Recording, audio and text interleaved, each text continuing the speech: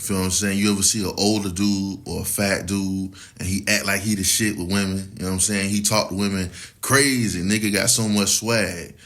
That come from, there was a time in his life where he was actually handsome. There was a time where the stuff that he was saying to women now, while he old or whatever the case may be, it used to work when he was young. Feel what I'm saying? A perfect example of this is Marlon Brando. There's an interview where Marlon Brando was a little bit older, but he still had the swag. You know, he still had the charisma. He talking to this interviewer, she like 20, in her early 20s. Then when Marlon Brando got older and fat, which he was notorious for, he got real fat. But he still had swag. He still had charisma, still wearing his watch and all that type of shit like that right there. You know where that came from?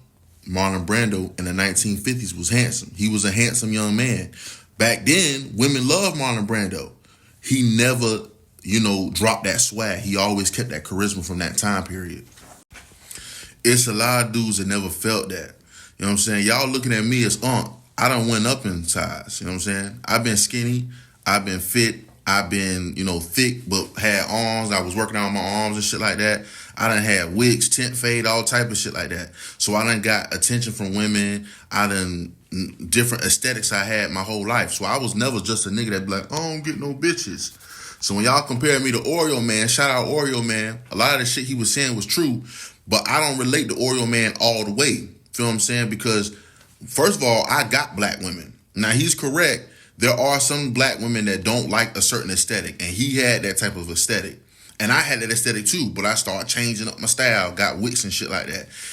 So if you don't want to change up your style or you don't want to get no swag, yeah, bro, most black women is not going to fuck with you. You feel what I'm saying? And a lot of men never felt what it felt like to have women like them and shit like that. You feel what I'm saying?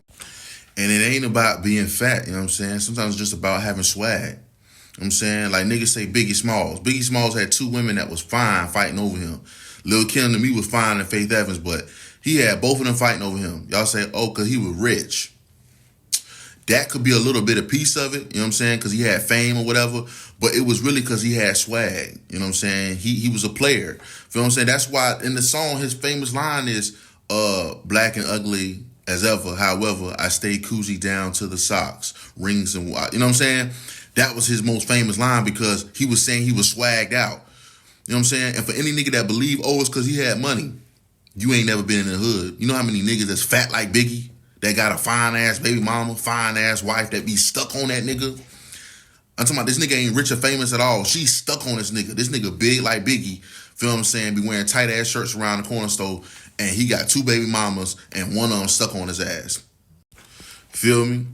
Shout out Oreo Man, but, you know what I'm saying? There are some men who never felt, what it feels like to have a girl like them or whatever the case may be. Me, I've been different sizes. I done had different styles, you know what I'm saying? I done talked to different women. I had different aesthetics, so I know what it feels like to have girls like you. So when you hear me talk about being fat or being ugly and type of shit like that, it do matter. And at this point, I'm going through that shit. But I didn't always go through it. So I know what it feels like to be attractive. So shout out to Oreo Man, but Oreo Man, he came from a place of, this nigga, I don't think this nigga ever had any luck with women. It's a lot of dudes like that. And Oreo Man was not an ugly man. He was a regular looking dude. You know how many men look like Oreo Man? You know what I'm saying? That got a wife, got baby mamas and stuff like that. It's all about the swag, how you carry yourself, cut your hair, shit like that, how you move around. You know what I'm saying? Oreo Man wasn't a bad looking dude. You know what I mean? Shout out Oreo Man.